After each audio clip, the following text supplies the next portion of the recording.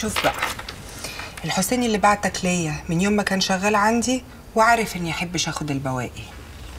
اللي بيشتري قماش بياخد التوب من اوله، واللي بيشتري قوطه بياخد من على وش القفص. فهمت؟ فاهم حضرتك. انت اسمك ايه؟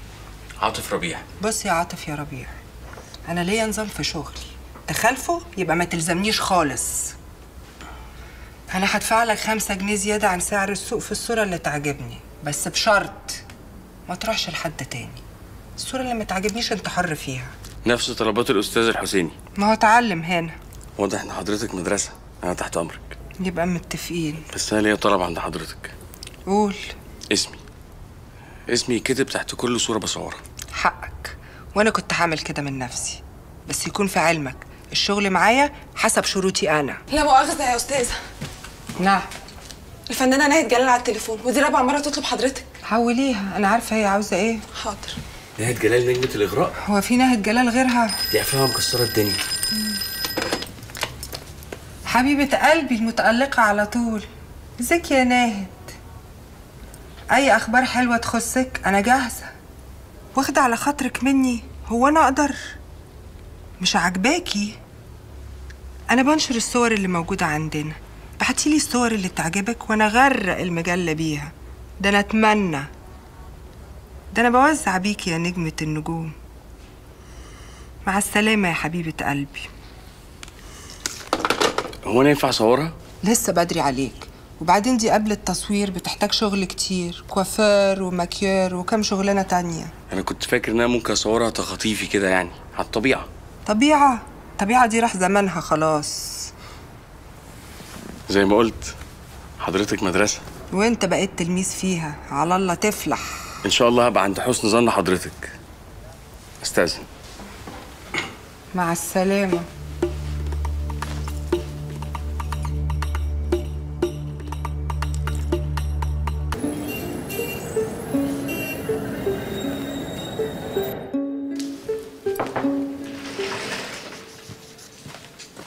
في شاب عاوز يقابل حضرتك.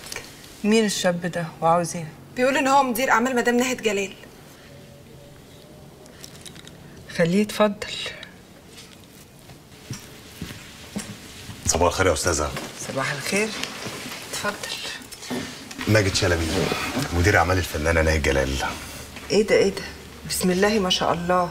انا شفت مديرين اعمال لفنانين على كل شكل ولون، وكلهم يشبهوا دسوقي افندي بتاع مسرحيه فؤاد المهندس وشويكار، لكن انت عيني عليك بارده. مثلت ولا لسه؟ لا يا فندم، بصراحه ماليش في التمثيل، انا مدير اعمال وبس. وبس. كنت شغاله عند مين قبل ناهد؟ ما كنتش عند حد قبلها. بس انت مش صغير عليها شويه؟ صغير ازاي يعني؟ على فكره انا مش جوزها، انا مدير اعمال وبس. ما هي كلها اعمال خير. المدام كانت عايزه تيجي تقابل حضرتك بنفسها، لكن زي ما حضرتك عارفه ظهورها في الاماكن العامه ده بيسبب لها مشاكل، وهي بتقول ان الصور بتاعتها اللي المجله بتنشرها مش قد كده. من غير ما تكمل، الكلام ده حقيقي، بس اعمل لها ايه؟ على العموم احنا لسه مصورينها صور جديده، واللي مصورها مصور فرنساوي، يا رب تعجبك. نشوف.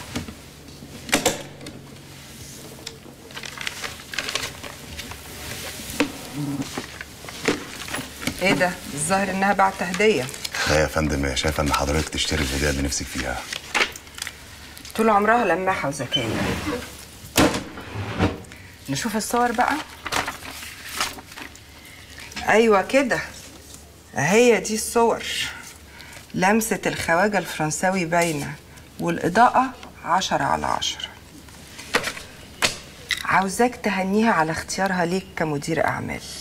مجله الناس الشيك، مجله الصالونات، وبعدين ده شكل تقابل بيه ناس محترمه وعليها القيمه. معفن وعرقان وريحتك تقرف. يا مدام، أنا كنت في درس تعليم سواقة. سواقه ايه ان شاء الله؟ ليه، ناوي تشتغل على تاكسي؟ لا، هيبقى عندي عربية وكمان فيها تكييف، وبعدين أي حد في مكاني كان هيبقى شكله وريحته كده، حتى لو كان حضرتك. اقعد يلا، بقول لك اقعد. انا سمعت انك بتبيع بسبوسه بالليل، صح ولا لا؟ وانا ببيع مخدرات؟ انا بساعد ابويا وبصرف على نفسي كمان. كلام الانشا بتاعك ده تقراه في الجرايد، لازم يبقى عندك هدف واحد تركز فيه. طب واعيش ازاي؟ دخل شغلانه واحده ما يكفيش واحنا عيله. الصغير بيكبر. وبعدين عاوزه اقول لك حاجه، في شغلانه الصحافه دي اللي بيبتدي معلم بيفضل طول عمره معلم، واللي بيبتدي صبي بيعيش صبي. وانت كده صبي، مهما كان عندك امكانيات مين في الصحافه طول عمرك هتفضل في نظر زمايلك بتاع البسبوسه. ما في عظماء كتير كانوا زيي واقل مني كمان. مش في مصر دلوقتي ومش في الزمن ده. بص حواليك واتعلم. جوع وانت صغير عشان تشبع وانت كبير، وامشي منفوخ وابويا الباشا وامي اصلها تركي، لان ده سلو بلدك دلوقتي. ومعظم نجوم الصحافه الايام دي بيعملوا كده. انا قلت اللي عندي، تفهم ما تفهمش انت حر. ما تزعلش من كلامي، وافتكر ان السكر لونه ابيض والملح كمان لونه ابيض، بس الاتنين ما بيتحطوش في برطمان واحد، فاهم؟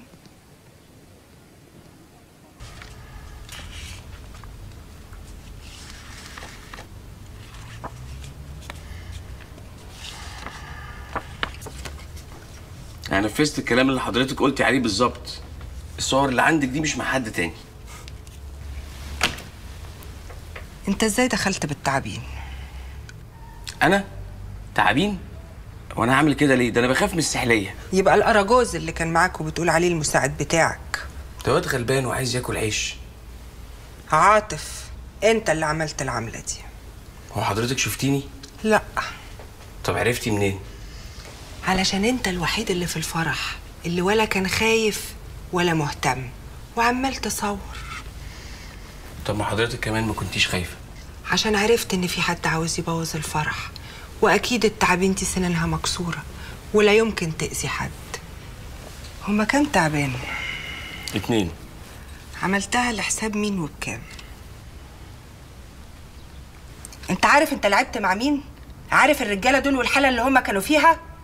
شفت الستات واللي جرالهم؟ عندك فكره عن كميه الالمازات اللي ضاعت وان الستات اتعرت؟ ايه فاكر الموضوع هيعدي كده وخلاص؟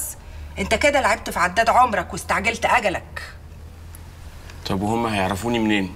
ولو عرفوني هيثبتوها عليا ازاي؟ انت اهبل يلا. ابو العروسه راسد مكافأة 50,000 جنيه، يعني المساعد بتاعك انت هو اول واحد هيبلغ عنك لما يعرف.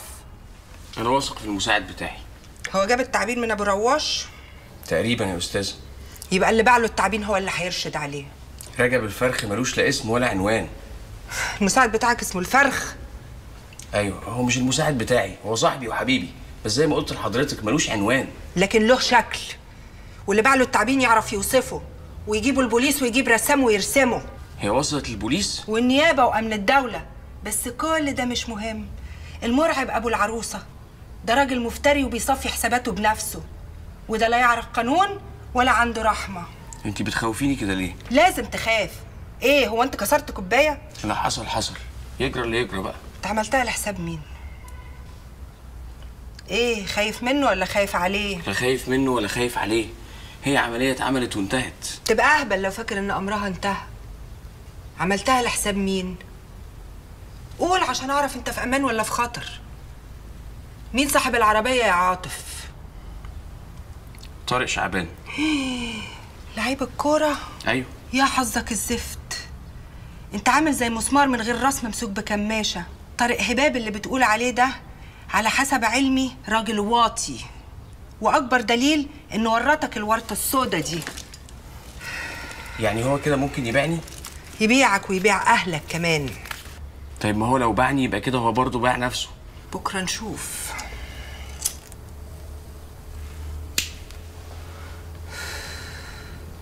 بس انا كان عندي احساس انك وسخ. لو حضرتك شايفه كده يبقى بلاش مني. انا في شغلي بحتاج ناس وسخه برضه. الصور دي تسوى كتير. العربيه اللي جابها لك غاليه؟ هي عربيه كحيانه وتعبانه، كانت عربيته. عشان عبيط. واداها لك ازاي؟ بيع وشراء. ليه؟ هي الحدايه بتحدف كتاكيت؟ مش قلت لك انه واطي؟ اصحاب الصور دي هيعملوا اي حاجه عشان يمنعوا نشرها. وحضرتك هتنشريها عشان التوزيع يزيد. توزيع ايه يا هبل؟ ليه؟ هبيع كام نسخه؟ 1000 2000 تمنهم كام؟ احنا هننشر عينات، والعينه هي اللي هتجيب الزبون. انا عاوزاك تعمل لي 3 نسخ من الصوره دي. ده مش انا لوحدي اللي وسخ يا استاذ. اخرس. انت عارف ان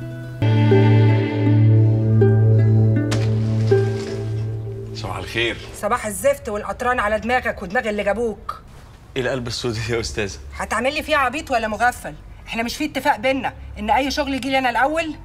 ايوه في اتفاق، والاتفاق ماشي. وحياة امك؟ لا، لسانك تطوليه بمزاجك على غيري، بس لازم تعرفي ان انا ليا اول وليا اخر، يعني اي حرف يمس الكرامه يبقى يفتح الله. انت اديت صور لجورنال السهم؟ ما حصلش. افتح الجورنال عشان تعرف انه حصل. اكيد مصور تاني غيري. يا كداب، ده شغلك وانت اللي كاتب الموضوع اللي منشور معاه. طيب اهدي، قصدك على حكايه صوره؟ قصدي على حكايه زفت اهي، الزفاف المرعب. ايوه موضوع انا اللي كاتبه. مش عايزاني اخالف اتفاق بصوره. بعلمي وموافقتي. طب اقعدي عشان نعرف نتكلم. انت هتديني اوامر يالا؟ يا استاذه انا عايز حضرتك تهدي عشان اعرف اشرح لك. بصي على الصوره، تعمليها كويس. تورته واقعه على الارض، حواليها 4 جرسونات على 2 نسوان مالهمش لازمه على راجل ملوش هويه، يعني صوره ملهاش لازمه اساسا. بس الصور اللي فيها الناس التقيله عندك، بذمتك لو صوره زي دي اترمت على مكتبك هتنشريها؟ لا طبعا. يبقى لازمتها بقى ايه الزعبوبه اللي حضرتك عملتيها دي؟ لازمتها ان مستقبلك معايا انا، مش في حته تانية. امال بيقولوا عليا الاستاذه ليه؟ عشان علمت ناس كانوا زيك واقل منك ودلوقتي بقوا كبار، كبار قوي. انا سمعت الكلام ده من حضرتك قبل كده. ما علينا، نشتغل.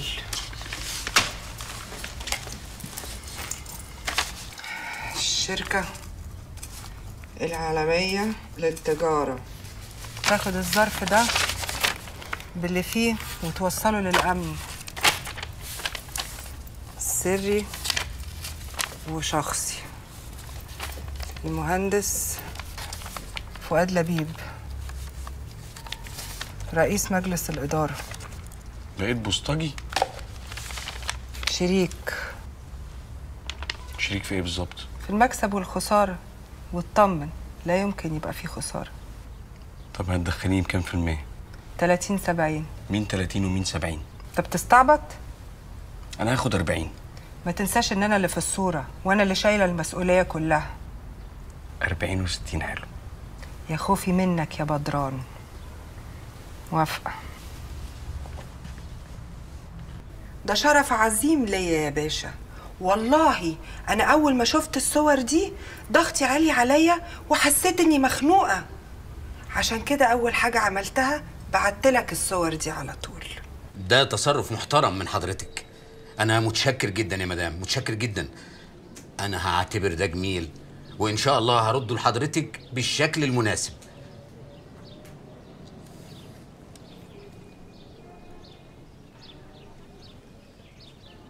ايه بتقولي ايه يا مدام؟ قلت الشغل ما فيهوش جمال يا باشا، وحضرتك رجل اعمال وسيد من يفهم المسائل دي. اللي جاب لي الصور طلب فيهم فلوس كتير، ولو ما كنتش اشتريتهم اكيد كان هيبيعهم لاي جورنال او مجله تانية. والصور زي ما حضرتك شفتها كلها فضايح وقله قيمه لضيوف سعادتك، اللي هم كريمه المجتمع وكبار رجال الدوله وستاتهم. كويس ان حضرتك فاهم الكلام ده عشان تعرف تقدر السعر. يا باشا انا اشتريت النيجاتيف عشان امنع نشر الفضايح دي. عاوزه كام؟ 30,000.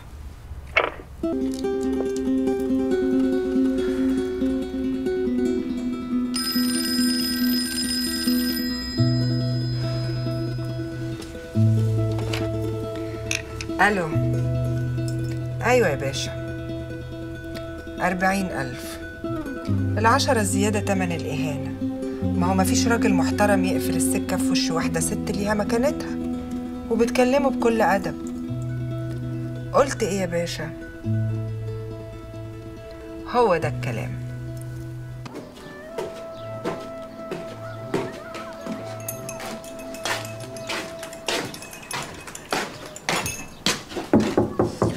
عاطف، ادخل يا عاطف. ادخلي يا وش المصايب. انا اللي وش المصايب ولا المصايب هي اللي بتتحدف عليا؟ الاوضه دي انا لسه منضفاها ومرتباها امبارح بس، لحقت تنكشها وتبهدلها كده ازاي؟ عايزه افهم انت ايه يا اخي؟ هي دي الاستباعه بتاعتك؟ بقول لك ايه يا عاطف، انا مش ناقصاك، ولازم تفهم ان كل الايام مش زي بعضها. تعالي بس، عايزه. خد بالك انا اختك الكبيره، يعني اقدر اضربك. كنت ضربتي اللي اترزق عليكي في الشارع. ومين قال لك ان انا ما ضربتوش؟ هو صحيح ما فيهوش اصابات، لكن اللي حصل بقى انما ده اخد حقه وزياده. لا والله يا وحياتك ما خد كفايته. انا هعمل لك فيه عمايل، هخليه عبره لكل الناس، حتى عشان بعد كده لو عايزه تمشي في الشارع عريانه الناس ما تبصش عليكي خوفا وادبا. اختش يا قليل الادب، امشي عريانه ازاي يعني؟ ما تتلم وتحاسب على كلامك. يا بنت بقول لو يعني انت هتمشي عريانه بجد مجازا يعني. هقول لك ايه، ما انت ديك البرابر. طب بقول لك ايه؟ انا عايز منك خدمه. ايوه اكشف عن نفسك اكشف. عايز ادي هديه لواحد عزيز عليا قوي قوي قوي، وانتي اللي تعمليها. صينيه بسبوسه؟ الله ينور عليكي، صينيه بسبوسه بالبندق وواحده كنافه بالقشطه، بس الاتنين يبقوا ايه، سوبر لوكس. هات انت البندق والقشطه وكل اللي يخطر على بالك، والصنعه سيبها عليا انا بقى، وعزه جلال لله لا اعمل لك صينيه بسبوسه وكنافه الحلواني اللي بنى مصر ذات نفسها ما يعرف يعمل زيهم.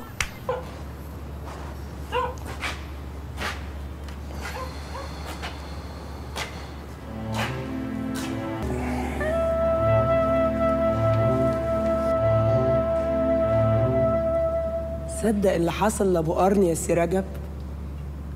حصل له ايه يا سي قرف؟ مش قتل واحد عايروا بيك والحكومه مسكته؟ طب ايه رايك بقى انه صعب عليا؟ خبر عكر زي وشك.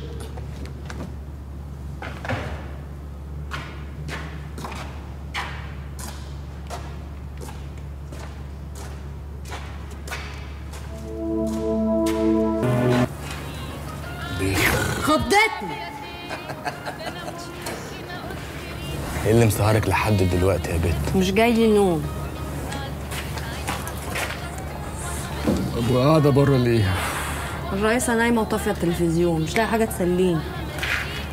تخري شويه.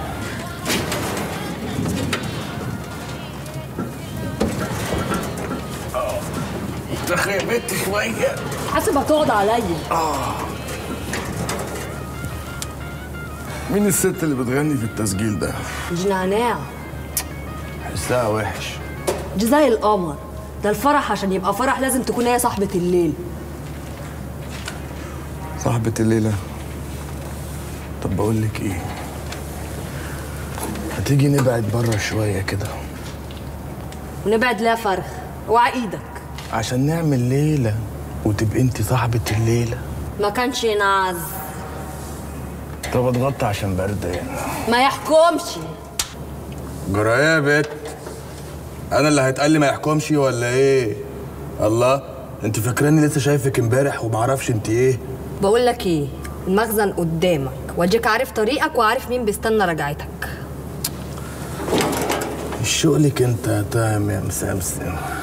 حوش ايدك ولم نفسك. يا بت ما يصحش كده، ما يصحش. ده انت ليكي تحت كل كوبري نومه ومنعمه تراب الخرابات. يبقى زيك زي غيرك. يعني ايه يا مبسوطه؟ يعني كله بحقه، ما عنديش حاجه ببلاش. يخرب بيت اهلك اذا كان ليكي اهل. انت يا بت طلعتي كده. هما فاكرني بنام تحت الكباري مزاج؟ ولا ريحه الخرابات بتكيفني؟ كله بحقه يا فرخ، وكفايه اني بستحمل الرمم اللي زيك. طب اوعي.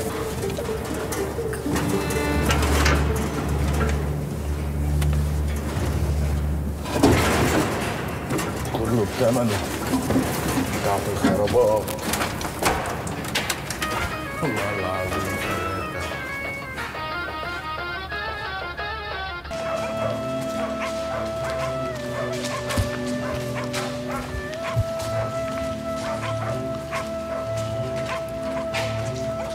مبسوطة مبسوطة. ايه يا فرخ؟ عاوز ايه؟ عاوزك يا منيلة ب80 نيلة. عجايب، واحنا مش سبق وما اتفقناش؟ أنا عن نفسي مستكفي يا روح أمك. أنا عاوزك لواحد صاحبي.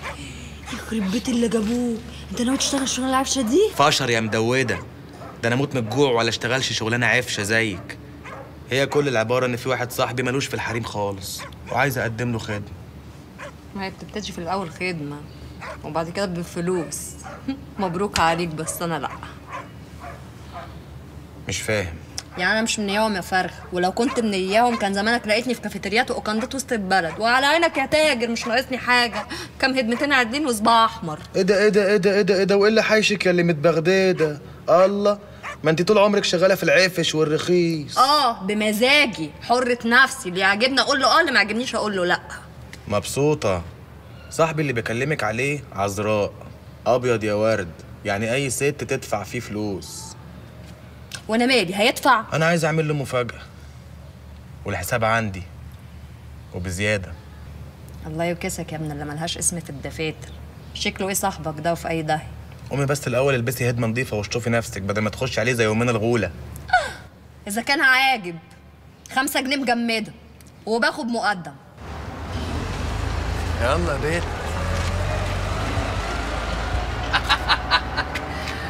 جبت لك العروسه. مين دي؟ الحريم. دي حريم؟ والله ايوه. وجايبها تعمل ايه هنا؟ جايبها عشانك. عشان انا؟ دي المصيبه السوداء. عشان تهلس. هلس مع دي؟ مالها دي؟ عايز نقطف لك من فوق الشجره يعني؟ احنا اللي عندنا اللي موجود وقيع من تحت الشجر. عاجبك شيل من على الارض، مش عاجبك عض في الارض. هي اسمها ايه؟ مبسوطه. مبسوطه من ايه؟ لا هي اسمها مبسوطه يا عاطف، هي اسمها كده. اسمها مبسوطه. يلا بقى شوف لك اي ركنه ضلمه وخلص امورك فيها. يلا بقى ما تبقاش كلح بقى، زق عجلك يلا. وخلصونا بقى. على فين؟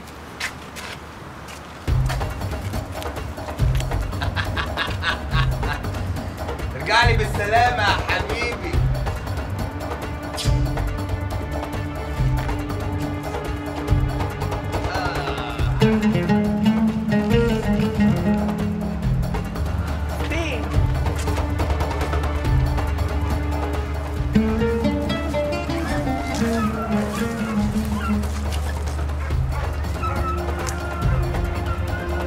يلا شهر اعمل لك ابن. يابا كله يدلع نفسه بالعقل وبالاصول، اوعى تدلعها زياده لا تشمت فيك عزول. يابا كله يدلع نفسه.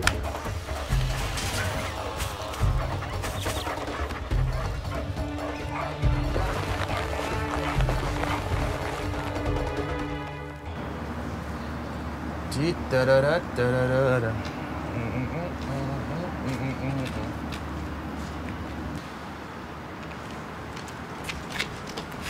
ايه تمام.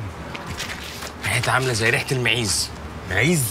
نبي انت ولا بتفهم بالفازليمه اللي متنعكشه في شعرك دي.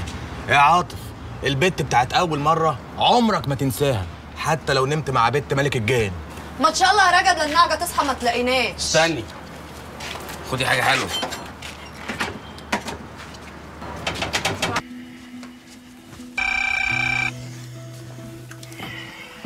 الو. ايوه انا نجوى. وعاوز ايه يا امين الشرطه؟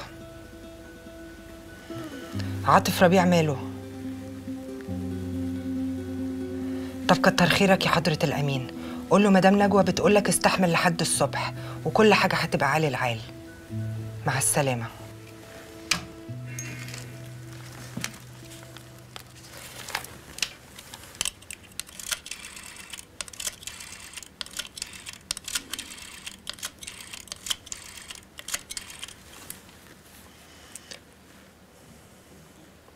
الو، صحتك من النوم؟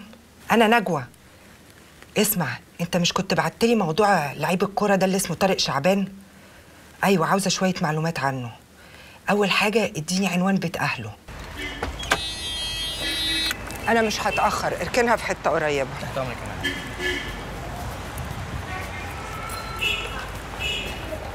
اتفضلي يا حاجه. خدي بالك مني. الله يسترك يا بنتي. تعالي يا حاج. احنا فين؟ ورايحين فين يا اختي؟ دلوقتي هتعرفي، طولي بالك. وانا ماسك ايديها ولسه هبدا بقى من اللي بالك فيه، فجاه لقيت راجل ايه؟ لقيت ضرفه كبيره واقفه جنبي. انا قلت النور قطع، بسالها مين ده يا بنتي؟ لقيتها بتقولي ده خطيبي. خطيبك؟ انا قلت ده عزرائيل وجاي يقبض روحي. انا لو اعرف ان هي مخطوبه وبالذات لضرفه زي ده اكيد بناقصها يعني. كابتن طارق، عارفني ولا مش عارفني يا كابتن؟ ما عنديش فكره انت مين. حالا هيكون عندك فكرة، بس مش الأول يبقى عندك أخلاق رياضية وتقوم ترحب بالست والدتك؟ ده ابنك يا ست نبوية، ولا مش قادرة تعرفي عليه عشان نضف زيادة عن اللزوم؟ انت بتشرب خمره يا عبد التواب؟ أنا نجوى كمال. لازم تشتري العدد اللي جاي من المجلة بتاعتي، عاملين لك تحقيق صحفي هايل بالصور على مشوار نجاحك، عشان جمهورك يعرف قصة كفاحك من الساحة في بلدكو للبار يا عبد التواب. تعال عزمني على درينك.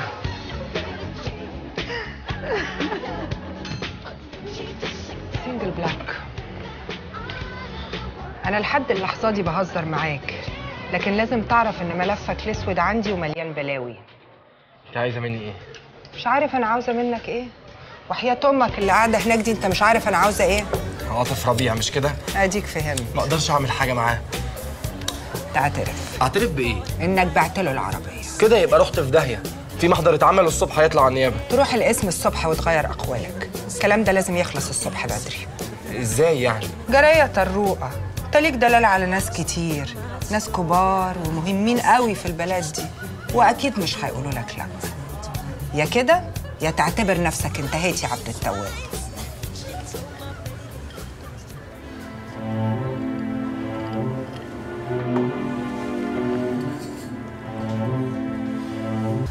انا عارفة سبب دموعك دي، بس يكون في علمك انا طيق العمى ولا طيقش اشوف دموع راجل.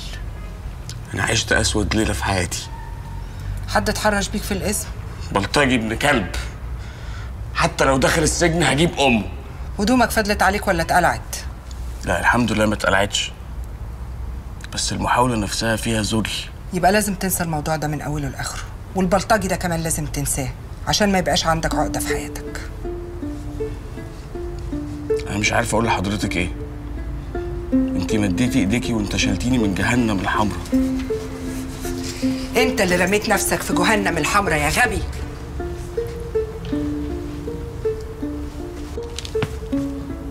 انا حلفت يمين اني ابوس رجلك.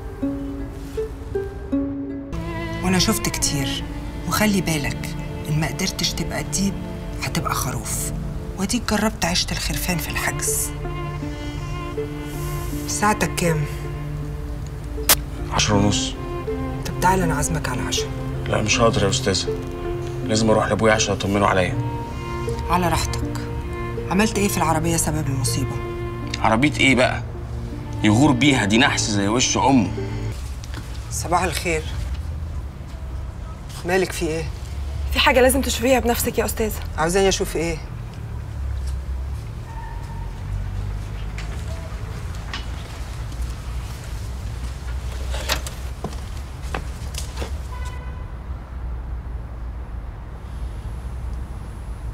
امتى ده حصل وازاي؟ انا جيت الصبح لقيته نايم، عم مسعود هو اللي فتح له. ايوه يا ست هانم، وانا الصبح وانا منضف. خلوه نايم وبلغوني لما يصحى. تعالى يا مسعود قولي ايه اللي حصل. ايوه يا ست هانم، الساعه 7 الصبح وانا منضف المكتب، جه هو خبط، فتحت له فقلت له والله انت ايه اللي جابك بدري دلوقتي؟ فقال لي ده انا جاي اخش الحمام. قلت له خش الحمام.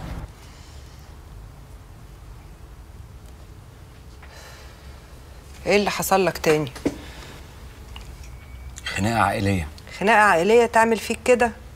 ما شفتش نفسك في مرايه؟ شكلك طالع من صندوق زباله. لا اصل الخناقه كانت شديده شويه. مع ابوك ولا مع امك ولا مع كله؟ مع ابويا وطردني. طردك؟ ومامتك سابته يطردك؟ ما عرفتش تمنعه؟ الخناقه كانت في الشارع. عند العربيه؟ ايوه. وايه المصيبه اللي عملتها عشان ابوك يطردك؟ مش كبرت على حكايه الطرد دي؟ ولا كنت عارف انك لازم تطرد؟ ما كانش ينفع ابقى جنبه وهو غضبان، وما كانش ينفع ارجع البيت عشان ما كنتش اخلص من ماما. لازم عامله سودا.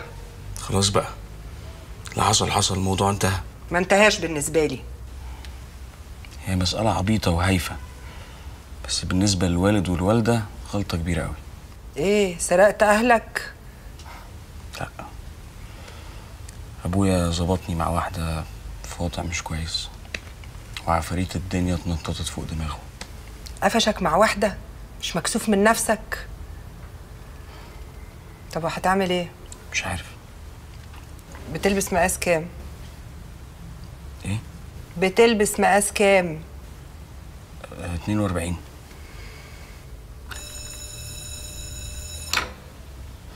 انت مش شايف منظرك عامل ازاي؟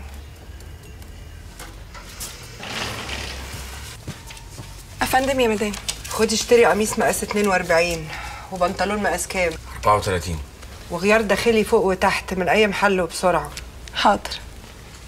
حمامي فيه دش، لما تهاني تيجي تدخل تاخد دش وترجع بني ادم تاني، وتروح بيتكم تجيب هدومك والحاجات اللي تهمك، وتكون قدام العماره دي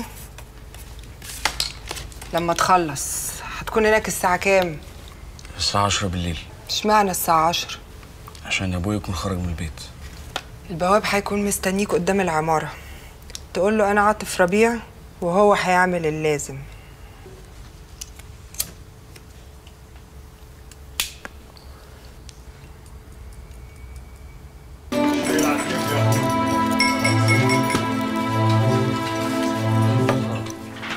ايه الهيصه دي؟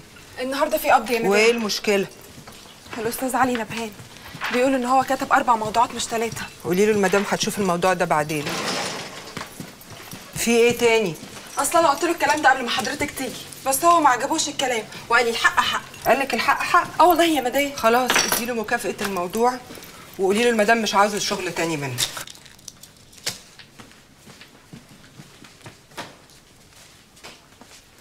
صباح الخير. ازيك؟ مالك فرحان كده ليه؟ نجحت. بجد؟ بدرجة مقبول بس نجحت. ألف ألف ألف مبروك يا عاطف، ده إيه الخبر السعيد ده؟ لازم بقى أعزمك على العشاء النهاردة بمناسبة النجاح. تهاني. أيوة يا مدام. جاتولي المكتب كله. حاضر.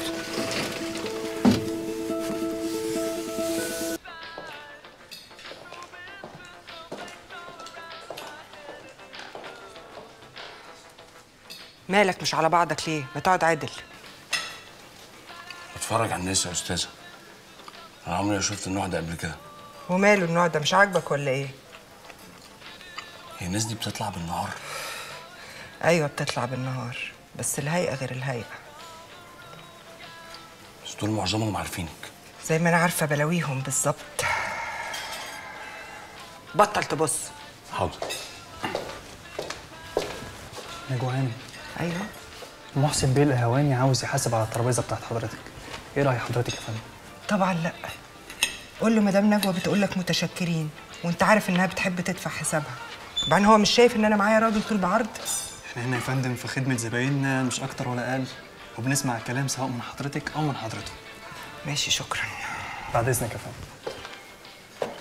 هو ايه الموضوع بالظبط؟ حدق قوي. فاكر انه ممكن يشتري سكوتي بعشوة، مش عارف ان كل حاجة ليها تمن.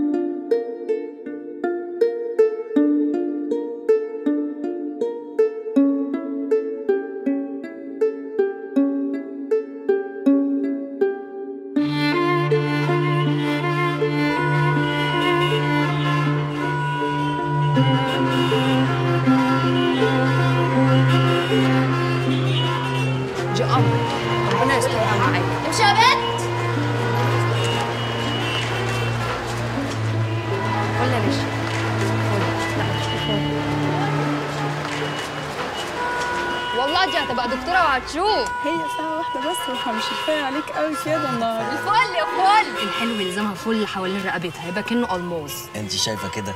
وانت مش شايف دي قمر، دي بيضه وعينيها خضرا. سامع يا معلم فرغلي؟ راضيني والنبي. راضيها والنبي يا معلم عشان خاطري. خرجي على الحلاوه. ايه ده؟ ايه حلاوتك دي؟ يا لهوي ربنا يخليها لك. مبسوطة مبسوطة. ايه الكروانة؟ هاتي، أنا اشتريتهم منك كلهم. أنت كنت فين يا بنت مدوخاني وراكي 7 دخات؟ أنا أهو. اركبي. أركب روح فين؟ ما ينفعش. ما تركبي يا بنت، هو أنا هخطفك؟ يلا عايزاكي في مصلحة. خش. اطلع يا صفاوي. على فين إن شاء الله يا ست كروان؟ على البيت عندي. عايزة أتكلم معاك كلمتين على رواق.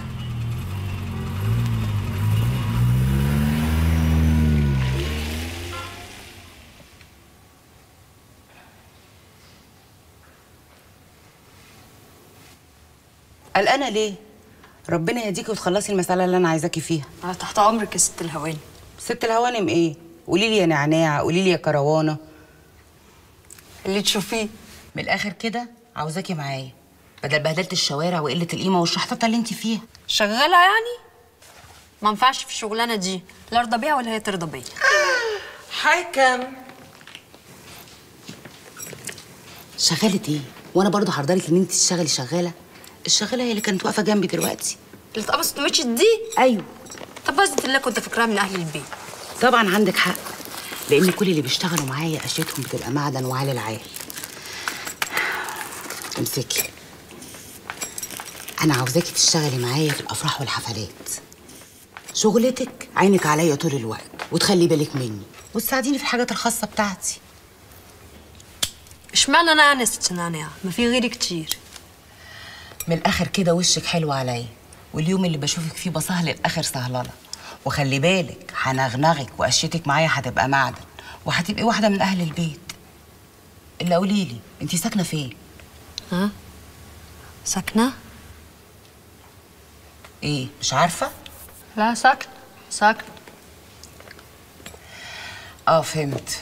ولا يهمك، كله يتدبر. إن شاء الله تسكني معايا هنا. هنا فين يا مدام؟ هتقعد فين؟ هي الشقة ناقصة؟ الله يسامحك، مش رد عليكي عشان انت زي يوم الله يرحمها. أمك؟ هو أنت اللي زيك ليه أم سيد وبعدين ورقي. أمي على فكرة هي تبان كده رزلة، بس والله العظيم ما في أطيب منها. دي معايا بقالها 20 سنة. ها وأنت قلتي إيه؟ أفكر أرد عليكي.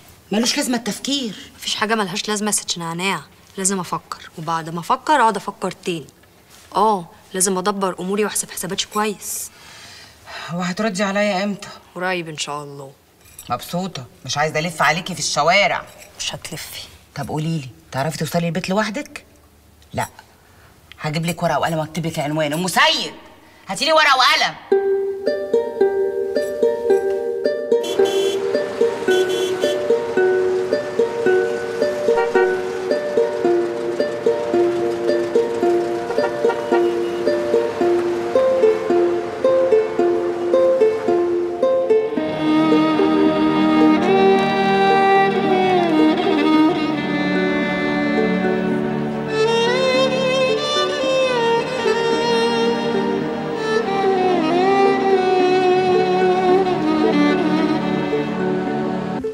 أنسة هند، في تليفون عشانك، اللي عاوزك رابع مرة يتصل. اوكي حاضر.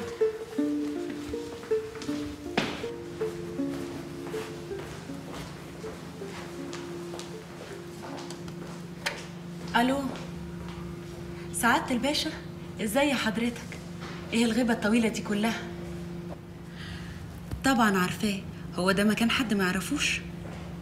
بس انا لسه مخلصة تمرين وجسمي كله بيشر عرق. اديني ساعتين بس واكون عندك. باي.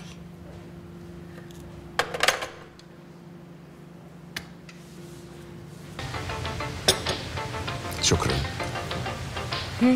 مهمة جديدة؟ المهمات زي طلقة الرصاص تتضرب مرة واحدة بس. امال ايه؟ وظيفة محترمة في شركة محترمة. دي حاجة كويسة قوي ان حضرتك تفتكرني وجايب لي وظيفة كمان. الوظيفة دي حكومة ولا قطاع خاص؟ هو انت شكل وظائف الحكومة ولا مرتبات الحكومة تنفع معاكي؟ قطاع خاص طبعا. والشركه دي اسمها ايه وبتشتغل في ايه؟ مستعجله ليه؟ هتعرفي كل حاجه دلوقتي حالا.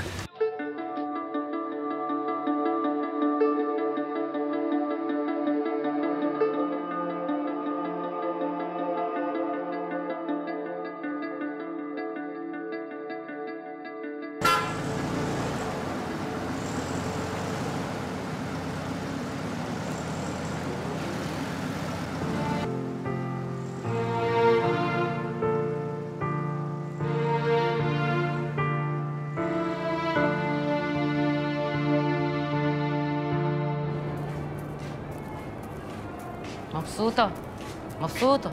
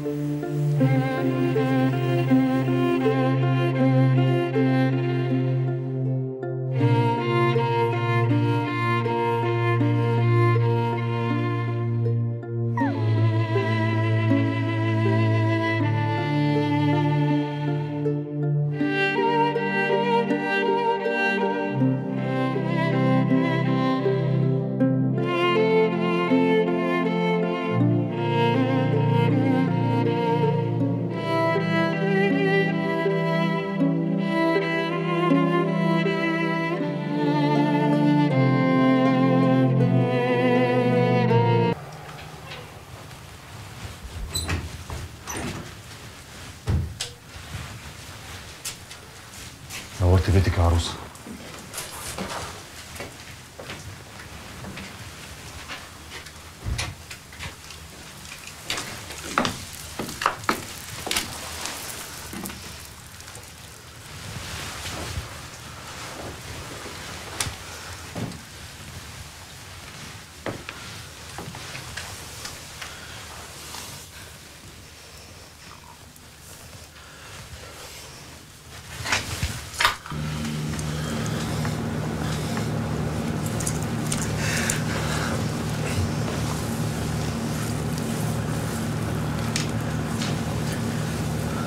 اللهم جنبنا الشيطان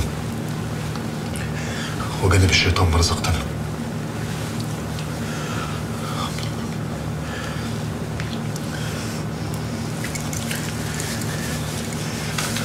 لو شاطرة اعملي زيي.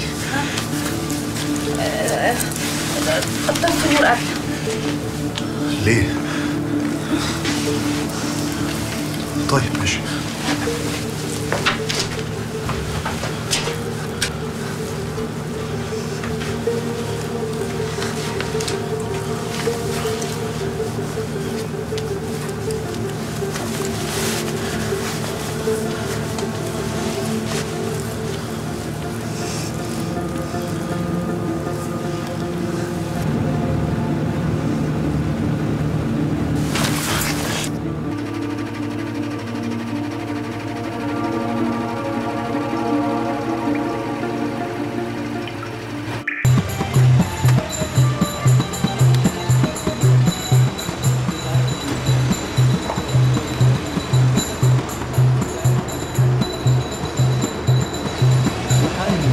تجنن تجنن.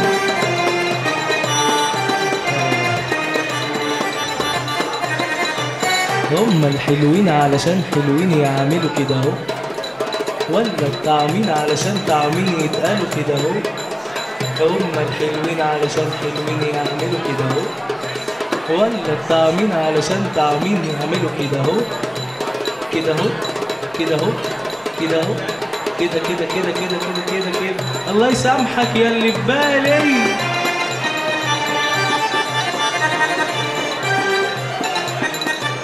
على مهلك حبني على مهلك، انا زيك عيني بتندهلك. على مهلك حبني على مهلك، انا زيك روحي بتندهلك. انا راسية واعمل ناسية، بس بص عيني بتندهلك، على مهلك سوق على مهلك، ستوب ستوب ستوب ستوب فرامل.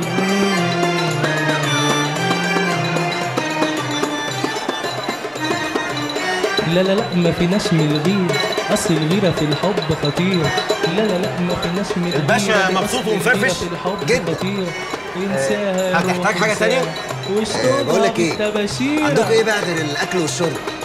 عندنا كل اللي يخطر على بالك. طب ما تجيب لي حاجه كده من اللي تخطر على بالك. نو ما فيناش من الغيرة دي، اصل الغيرة في الحب خطير. نو ما فيناش من الغيرة دي، اصل الغيرة في الحب خطير. انساها يا روح انساها واشطبها بالتباشيرة.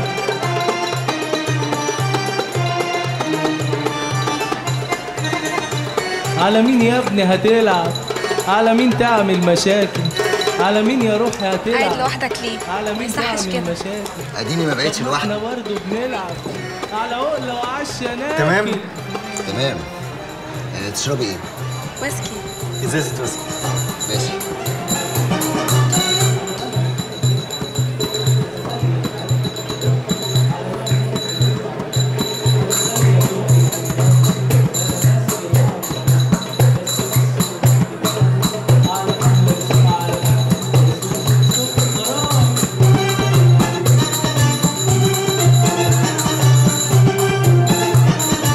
كنت فاكراك اذكى من كده يا محسن يا اهواني. هو ده اللي قدرت عليه؟ تدفع لي العشاء؟ ده انت اهبل بقى. عاوزه ايه؟ عاوزه اعلان الغلاف الاخير بتاع المجله بتاعتي. الغلاف الاخير مش العدد الاخير يا اهبل، فلاله ولا فالك. ظهر المجله، فهمت؟ بكام؟ هتدفع اللي بقولك عليه. انت هتفصل معايا؟ ايوه كده، خليك حلو امال. سلام. اي خدمه يا استاذه. فين تهاني؟ عندها ضيفه. قول لها الاستاذ عاوزاكي دلوقتي حالا. معلش يا استاذه انا اسفه. روح انت. مين الضيفه اللي عندك؟ دي بنت بتقول انها صحفيه وجايه تسال على الاستاذ عاطف. بنت وصحفيه؟ اسمها ايه؟ اسمها سلوى. طب دقيقه كده وخليها تدخل.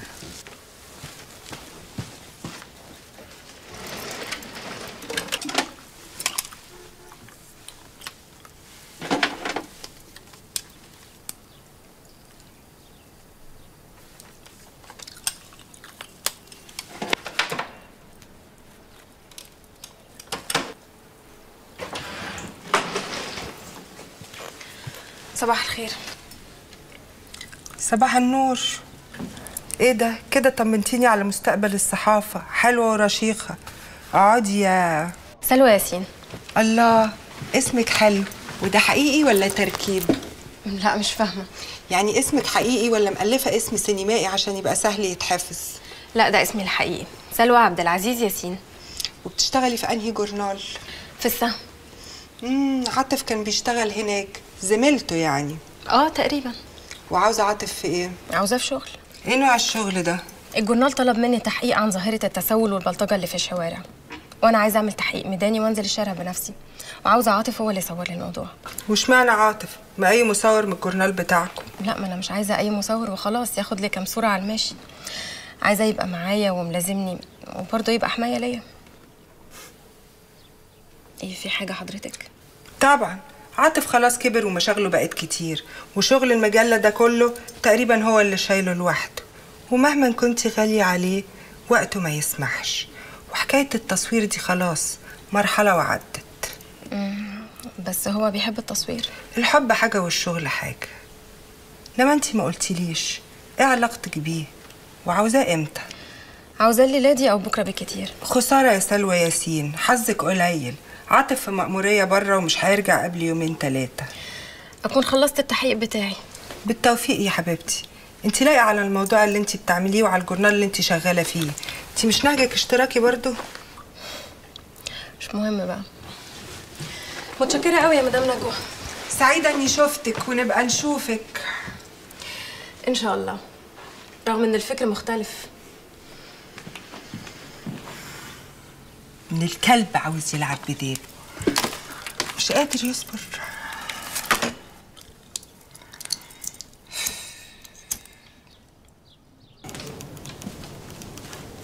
زي حضرتك. زي حضرتك انت.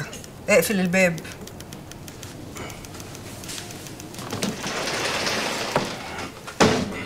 اقعد.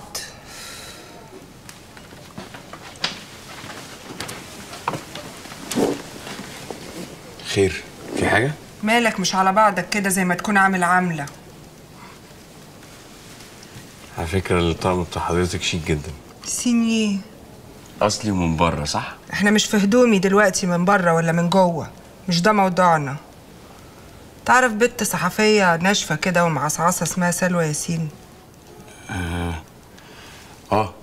دي كانت بتشتغل. هو اسمه ايه ده؟ دي مالك مرعوب كده ليه؟ زي ما يكون مراتك اللي بتخوفك بالليل.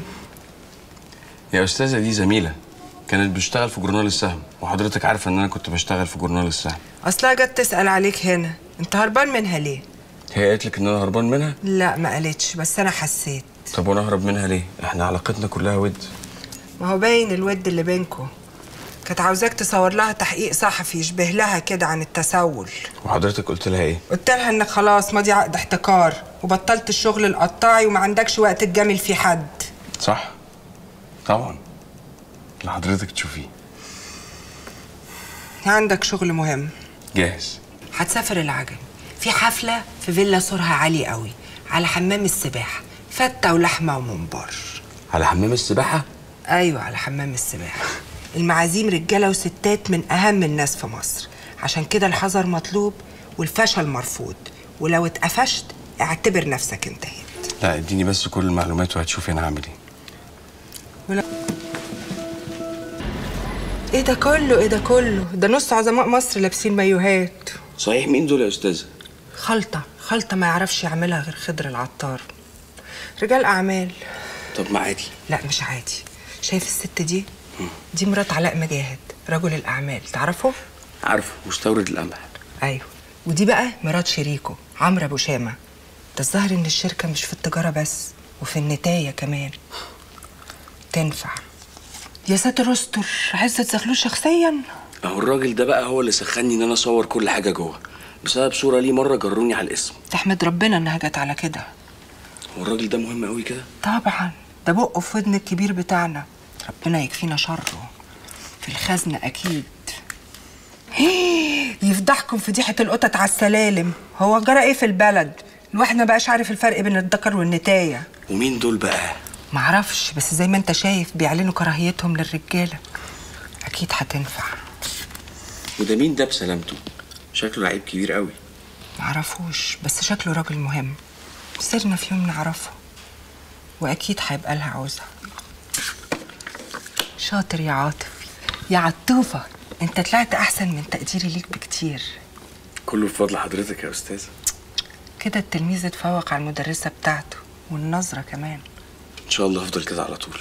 انا كنت وعدتك ان انا عندي ليك مكافاه. اعتبريها وصلت. لا، انت تروح تستريح في المكتب لحد اما انا اظبط اموري. طب هي ايه المكافاه؟ مش هقولك. عارف يا عاطف الاعلانات اللي في الشوارع؟ اهي البلد عامله زيها بالظبط، فيها اللي بينور ويطفي، وفيها اللي منور على طول، وفيها اللي مطفي على طول. ايه رايك بقى في مشروع يخلينا ننور على طول؟ حد يكره، بس هو ايه؟ جورنال يا عاطف، جورنال يبقى بتاعي وبتاعك انت كمان. انا؟ ايوه انت. بس ده مشروع وهمي. ليه وهمي؟ محتاج فلوس كتير واجراءات وورق. حضرتك عايشه في بلد بتوقف المراكب السايره، عايزه تمشي مركبه. وبعدين مين قالك ان الجورنال ده هينجح؟ تبقاش اهبل. انت فاكر ان البلد دي هتفضل على حالها كده؟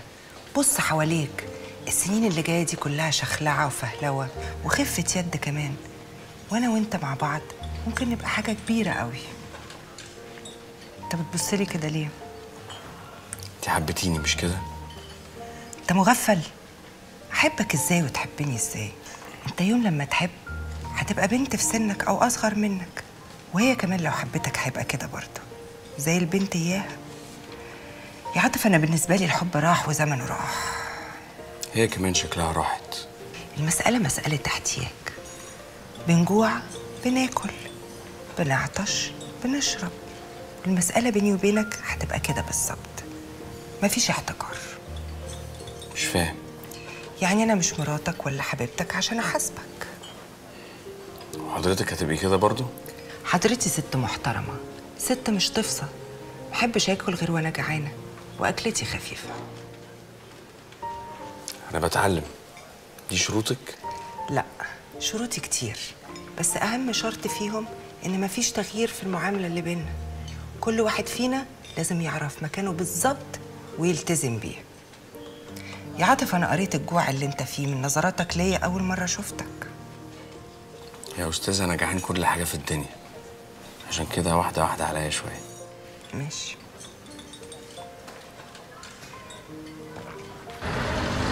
رايح على فين يا استاذه؟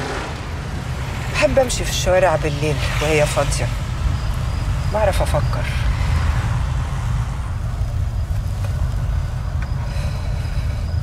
هو في طريقتين، لا مش اتنين، 3. يا نعمل شركه، يا نشتري رخصه جورنال، يا نجيب رخصه من قبرص. ايه الطريقه السهله المضمونه يعني؟ ان احنا نشتري رخصه. وفي حاجه للبيع؟ على طول. على كام؟ 2 مليون، بس بالتفاوض ينزل 1.5. مش قلت لك مشروع وهمي؟ وحضرتك بقى معاك الفلوس دي؟ ما كانش ده بقى حالي، بس ممكن نتصرف. ونتصرف ازاي؟ قليل ونسرق بنك. حاجه زي كده. يا نهار اسود. تعال اقفل الباب. انا مش قلت لك اول مره هتبقى عندي؟ بس دي مش شقتك يا استاذه. دي واحده من شقق اللي باجرهم مفروش. تعال.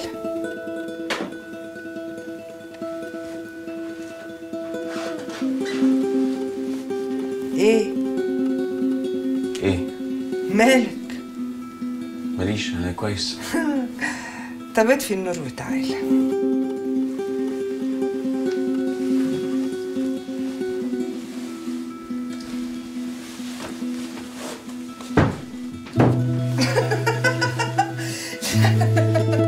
يا ابني استنى، مش كده. ايه ده؟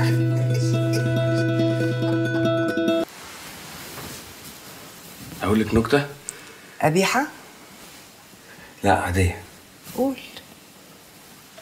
مره جحا اشترى 3 تفاحات، راح البيت ياكلهم براحته وراح مولع شمعه. فتح اول واحده لقاها مدوده، راح رميها. فتح تاني واحده برضه لقاها مدوده، راح رميها. وبعدين راح طافي الشمعه وماكل التالته. يا ابن المعفنه، بتلقح عليا؟ لا والله يا استاذه، هو انا طول اكل تفاح اصلا؟ انا معاكي في الضلمه وفي النور اللي تأمري بيه. طب تعالى يا جحا.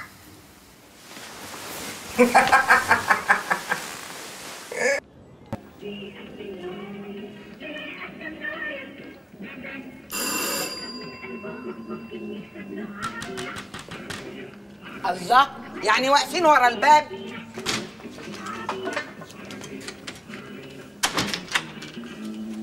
ازيك يا مسيد؟ هي الكورونا خرجت ولا ايه؟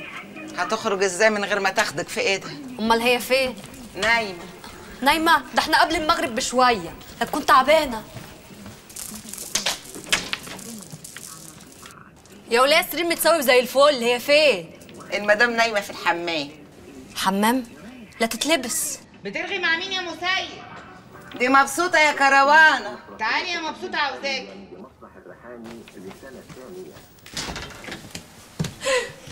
تعالي يا مبسوطه، ما تتكسفيش، انا لابسه مش عريان. خير يا مدام، في ايه؟ مفيش حاجه يا بت، ده تين جاي لي من بلاد النوبه. وصفه كانت بتعملها ممثله مشهوره امريكانيه اسمها جريتا جربو، تعرفيها؟ جربوا؟ لا ما اعرفهاش. ولا انا والله، بس هعمل ايه؟ هم قالوا لي بقى كده. لو تسمعي كلامي ولا تشغلي بالك بالموضوع ده. دي ست ام كلثوم كانت بتغني لغايه ما ربنا افتكرها. ايه يا مبسوطه؟ احنا هنضحك على بعض. انا فين والست فين؟ الست فضل حسها زي ما هو لحد ما ربنا افتكرها. انما انا بقى ببيع للناس حاجات تانية بتروح مع الزمن. وبعدين الست بتغني لبني ادمين، انما انا بغني لشويه اوباش. استنى هنا يا اسطى بقى نص دقيقه. خف ايدك يا خميس. مساء الفل. اهلا يا قمر، اموري. عايزه 2 كيلو كباب صافي من غير كفته. ايوه بس لا مؤاخذه، الكباب يحب الكفته من البزيل. ماشي، هات كيلو كفته لوحده، والطلب يكون وصايه كل السلطات، ماشي؟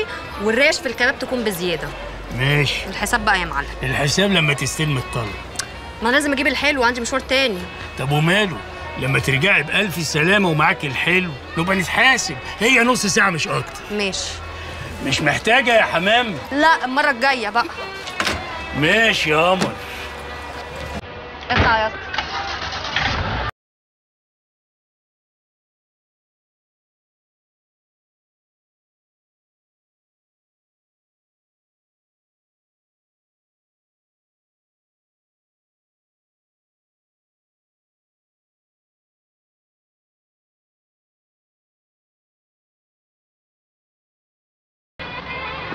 ازيك؟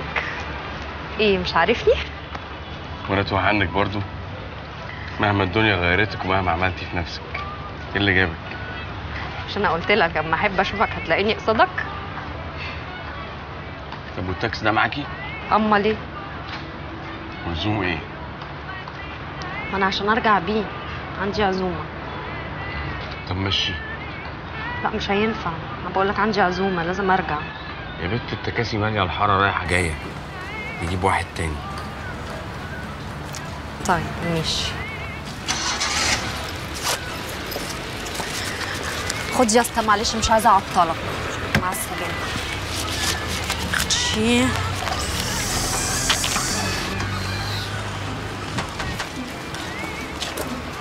ما تشهل، جهزت الطلب؟ عزومه ايه دي؟ عزومه كباب عاملاها لزملاتي في السكن. بالمناسبه بارك لي، مش انا بقيت اعرف اقرا واكتب؟ ايه؟ ده انا خدت 6.5 على 10 في الاملا. تصدقي بقى انت تستاهلي 10 على 10.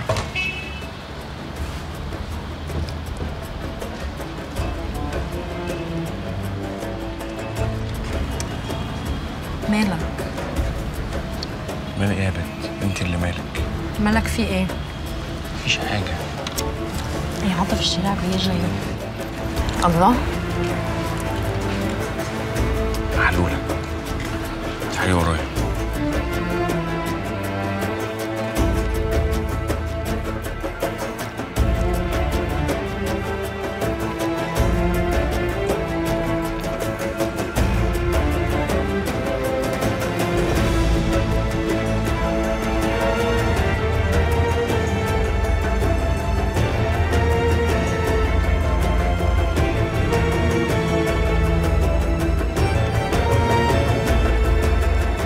عاطف مش عايز اتاخر على التكبات.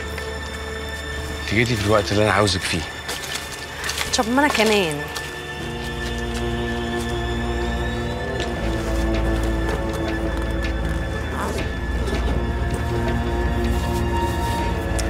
عاطف مالك؟ ما كنتش كده، مالك؟ استني بس شويه. عايزه بقى ارجع زي ما هي. استني ارجع زي ما هي. عايزه ارجع زي ما هي عاطف. يا عاطف كده جبت معايا يا عجز يا خلق الله. تعال خد يا كلب يا وسخ. كده جبت اخر ما عندك يا انجز خلق الله، يا وسخ يا نجس. خلاص يابا، ملوش لازمه اللي انت بتعمله ده، اللي حصل حصل وخلاص. خلصت روحك يا كلب يا نجس، حرام عليك، ده مطرح اكل عيش نجسه بوسختك يا كلب. كفايه ضرب بقى، غور من وشي، مش عاوز اشوفك في اي حته، والبيت لو شوفتك فيه انا هذبحك يا نجس. وحد الله يا حاج ربيع. انا كده بوحد الله. غور من وشي يا كلب. حصل ايه يا عاطف بينك وبين ابوك؟ ما حصلش حاجه، هو بيحب يتخانق كده ويزعق على الفاضيه والمليانه. من الساعه دي لا انت ابني ولا عاوز اعرفك. انت عملت ايه بس يا ابني عشان ابوك يغضب عليك بالشكل ده؟ ما عملتش حاجه يا حاج ابو احمد، انا سبت العربيه ورحت الخرابه تصيف. بتكذب وانت مفضوح فضيحه القطط يا نجس. فضيحه القطط كده بانت يا رجاله، كان معاه ست ولا راجل في الخرابه عم ربيع. هي ناقصاك يا ابن الهطله انت كمان، عاجبك كده؟ جبت العار لاهلك وشلت الذل وحطيته فوق دماغ اخواتك البنات يا كلب يا وسخ. اللي يحبني يقول لي الباقيه في حياتك في ابنك عاطف يا ربيع. الباقيه في حياتك في ابنك عاطف. اخص عليك، امال لو ما كنتش متعلم وبعدين الدق الوحش ده ماسكك من امتى؟ ده ايه يا ابن البهيمه؟ ابويا ظبطني مع مره. ومين المره دي بقى يا ابو العواطف؟ وانت مال اهلك؟ علشان نسالها. لا انت تروح تسال امك يا. لا انت ليه يعني ليه قله الادب دي؟ تصدق ان انت ما تربيتش؟ بس يا اللهم اني لا اسالك رد القضاء ولكن اسالك اللطف فيه.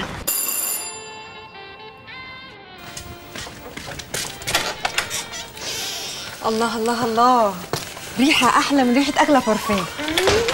دي ريحة توسع الشرايين. بس دي أكل هتقفل الشرايين. مالك منكوشة ليه الدنيا مبسوطة؟ ملحوظة في محلها، شعرك منكوش مع انك نازلة بيه متساوي. وحصلك حاجة مبسوطة؟ إذا كان حصل فحصل كتير. تعاركت مع سواق التاكسي اللي كان بيوصلني. عركة بالكلام ولا باللدان؟ بالاتنين. طب وإيه سببها العركة دي؟ الأجرة.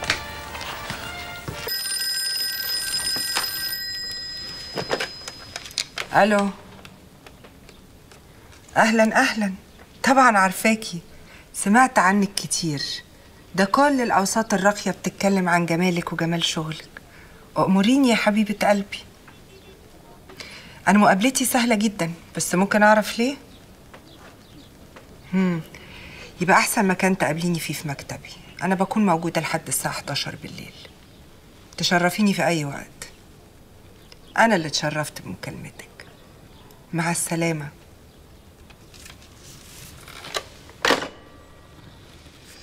عاوزة ايه دي؟ لازم تكوني أهم مصممة حفلات في مصر. جمالك ورقتك وشياكتك بيقولوا كده. ميرسي جدا يا مدام نجوى، بس أنا خلاص ناوية أسيب الشغلانة. ايه ده؟ حد يسيب شغلانة زي دي؟ حد يكره يشتغل في الأبهة والجمال والشياكة وزي ما بيقولوا مجتمع الكريم دي لا كريم؟ كريم دي لا كريم ايه بس؟ دول أغلبهم مغرورين، ولا عندهم إحساس ولا ثقافة ولا حتى ذوق. ايه ده انت شكلك مقروصة قرصة جامدة. أنا اتهنت من إنسان سافل ومتعجرف، اتعامل معايا كأنه بيتعامل مع بنت ليل. اهدي بس كده واحكي لي الموضوع. تعرفي رجل الأعمال أدهم سليمان؟ ده تقريبا رقم 2 أو 3 في مصر، ومنه للحكام على طول، سواء هنا أو بره. معنى كده إني أسامح في الإهانة اللي كانت هتجيب لي شلل؟ مش هعرف بس إيه الإهانة الأول وبعد كده أقول لك تسكتي ولا ما تسكتيش؟ الغبي ما يعرفش إن أنا بنتي ناس محترمة جدا ومتربية أحسن تربية. باين عليك يا حبيبتي، بس إيه الإهانة؟ حصل إيه؟ طلب مني أصمم له حفلة عيد ميلاده. عرضت عليه أفكاره وما عجبتوش، راح شاتمني قدام كل ضيوفه. قليل الأدب. وبعدين؟ نيلها أكتر وأكتر، ابتكر حفلة تنكرية لكل المعازيم. وإيه الجديد في كده؟ ما أعتقدش إنه في حد عمل حفلة زي اللي هو عاوز يعملها. عاوز الستات تلبس مميسات والرجالة قوادين. واعتذرتي طبعا؟ لا. ولما هو لأ، زعلانة ليه؟ كنت هعتذر لولا إنه أهني إهانة تانية أشد من الأولانية.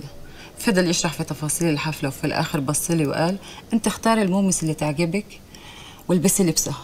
كل ده يحصل ولسه متمسكة بالمشروع؟ علشان انتقم لنفسي. وهتنتقمي ازاي؟ الحفلة تتصور بكل اللي فيها وحضرتك تنشريها في المجلة.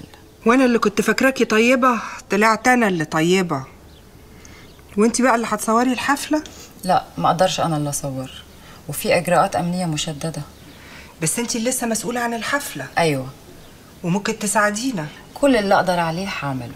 انا هدرس الموضوع كويس وافكر فيه، بس انا بقى اعمل كل ده مقابل ايه؟ دي مسألة هنتفاهم فيها وانا تحت امرك. هو كده. انا بجد سعيدة بمعرفتك يا حبيبتي، نورتي المجلة.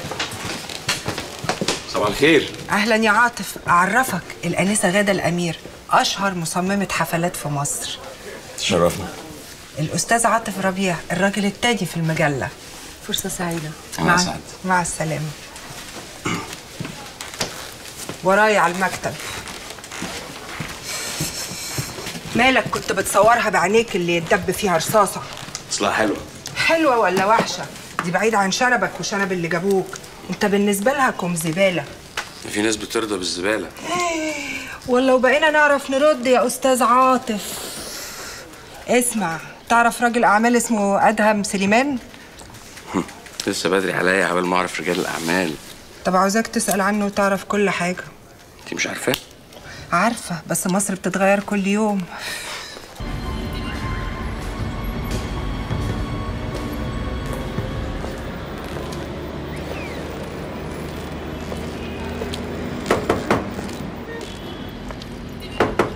ايوه مين؟ الله يكسفك، مش تستر نفسك وانت بتفتح الباب؟ معلش يا استاذه، اصلي كنت نايم. وانت بتنام عريان ولا معاك حد؟ لا انا لوحدي يا استاذه، وممكن تتاكدي بنفسك كمان. وايه ريحه الكمكمه والزناخه اللي ماليه الروف دي؟ ولا دي ريحه النسوان اللمامه اللي بتسربهم من ورا ظهر البواب؟ انت كده دايما ظلمانه يا رئيسه، واكبر دليل على ظلمك ليا ان الشقه ريحتها معفنه. اشمعنى يا ابن الحلواني؟ اصل لو كان في نسوان كانوا نضفوها. عليا انا الكلام ده؟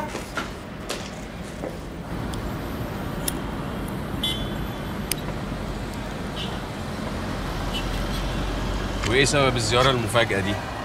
هيكون ايه غير الشديد القوي؟ سالت على الراجل؟ طبعا. وعرفت ايه؟ عرفت اللي حضرتك عارفاه، اللي بيغضب عليه بيرميه من فوق سطح عماره وفوق منه صبة اسمنت. وناس تانية بتقول انه عنده يخت في البحر الاحمر، اللي بيغضب عليه بيجرجره على هناك ويرميه في وسط الميه ومنه لسمك القرش. وعايزاني اصور بيت الدعاره اللي ناوي يعمله؟ لا انا اسف، لا ناوي ترمي من فوق سطح عماره، ولا انت ناويه تبقي جوه بطن سمكه قرش؟ احنا ملناش دعوه بيه ولا هنقرب. حلو قوي، يبقى كده الموضوع لاغي. لاغي ايه يا اهبل؟ دي خبطه العمر اللي بيها نقدر نعمل الجورنال السياسي الاجتماعي اللي انا بحلم بيه. ازاي وانت بتقولي ان احنا مش هنقرب؟ هو لا، لكن ضيوفه دول سمك القرش اللي بيعوم بره الميه، اللي شبعوا من كتر اكل لحم البلد بنت المدعوسه دي. جميل، يبقى كده العمليه بيضه مقشره. لا، لانه جايب شركه امن، والدعاوي كانها طالعه من القصر البريطاني، ومستحيل دعوه تتسرب. لا افهم، هدخل ازاي؟ الاكل والشرب وطقم الخدمه والسيرفيس كله اتفق عليه مع فندق 5 نجوم. وبعدين؟ انت هتكون واحد من طقم الخدمه. ازاي؟ ساعات الحظ بيخدم. مدير الاغذيه والمشروبات في الفندق ده انا اعرفه معرفه شخصيه، وصفحته مش بيضه، يعني هيقول لي تحت امرك، وهخليه يعلمك ويجيب لك لبس كمان. طب انتي مش بتقولي ان في تفتيش؟ اخش بالكاميرا ازاي؟ الكاميرا هتدخل قبل الحفله بيومين، وهتكون مخفيه في مكان انت بس اللي تعرفه، وبعد ما تخلص شغل هترجعها مكانها وتخرج فاضي زي ما دخلت فاضي يا جرسون.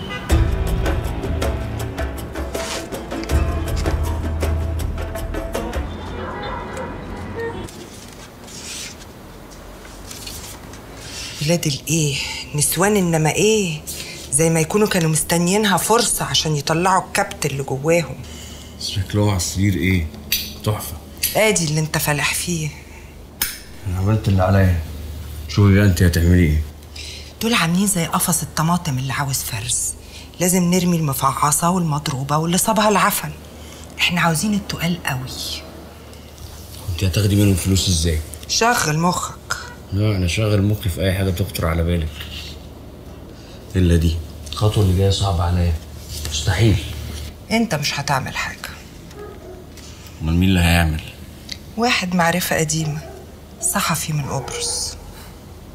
المهم تكوني ماليه ايدك منه. طبعا ماليه ايدي، ما هو من النوع بتاعك بس قبرصي وبيقبض كمان. بس انا هفضل بعيد، ماليش دعوه. عاوز اقول لك حاجه، ملك الغابه مش هو الاسد، ملك الغابه يا حبيب قلبي هو اللي بيصطاد الاسد. والجورنال اللي انا بحلم بيه هعمله. اطفي النور بقى عشان ورانا شغل كتير.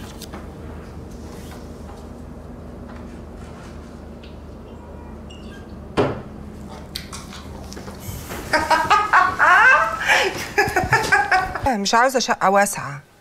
بقول لك ايه، هو الدور كام شقه ومساحته كام؟ جايز احتاج الدور كله، بس مش عاوزه حاجه في ادوار عاليه.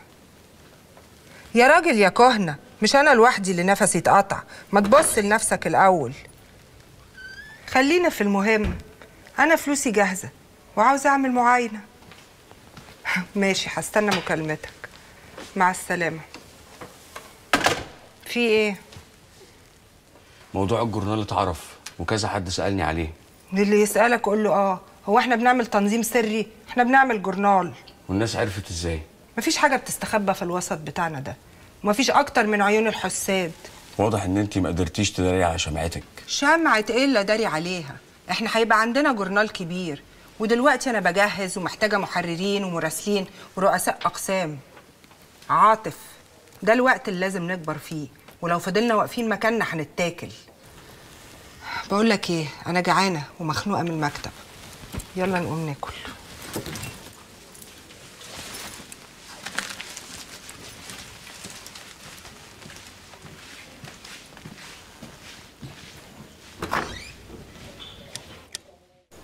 وانت طبعا هتبقي رئيسة التحرير ورئيسة مجلس الإدارة.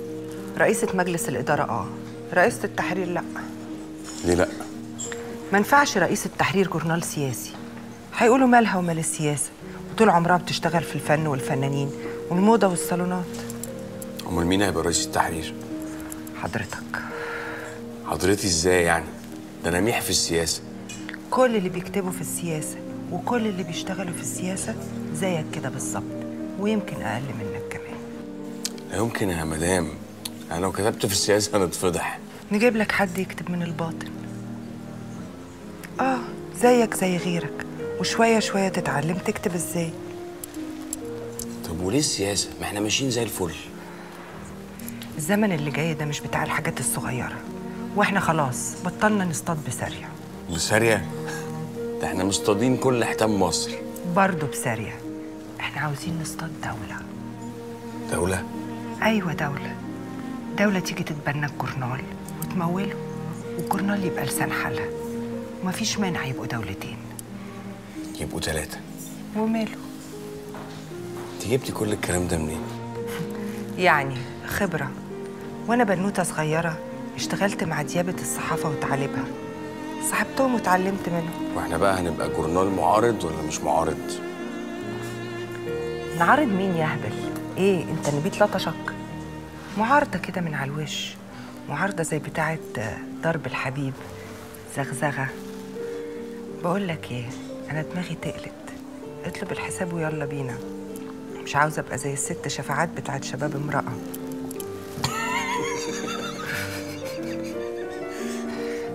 يلا. متر.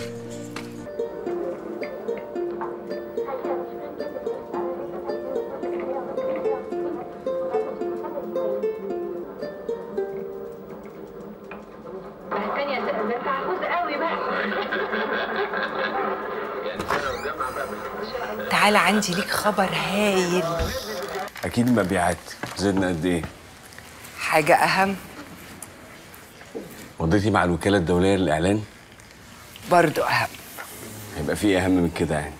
مبروك يا أستاذ عاطف. على إيه؟ أنت الريس اختارك تسافر معاه على طيارة الأسبوع الجاي. بتتكلمي جد؟ هو أنا عمري قلت حاجة وما طلعتش جد؟ أكيد بيقرا مقالاتي. قصدك المقالات اللي بيكتبها غيرك يا أستاذ. كله من خيرك وتوجيهاتك. طب اسمع بقى التوجيهات الجديدة. كون إن الريس اختارك تسافر معاه مع رؤساء التحرير، فده معناه إنه مبسوط من الجورنال قبل ما يكون مبسوط منك. طبعا طبعا. المهم بقى شكلك على الطيارة. ما تقلقيش، هبقى أشيك واحد. لسه خايب. انت لازم تكون بسيط على قد ما تقدر في كلامك ولبسك، لانه اكيد هينكشك. هو يحب ينكش اي حد جديد، ولو سألك عن حاجة ترد الرد اللي يرضيه هو، سامع؟ ولو سألت سؤال تسأل السؤال اللي تحس ان هو عاوز يتسأله، ويكون دمك خفيف يا عاطف. ويساعدك يا هناك لو قلت حاجة مضحكة وضحك، بس تكون لطيفة ومهذبة، سامع؟ أنا مش عارفة أودي جمايلك فين. لا عارف، بس بتستعبط.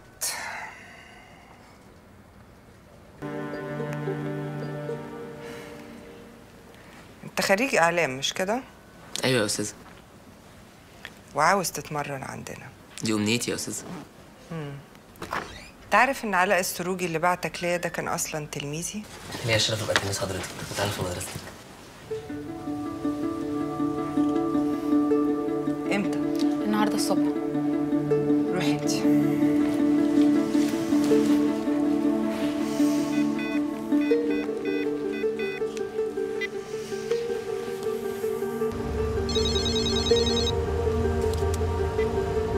الو. عاطف، التحويل الأخير بتاع ليبيا كان بكام؟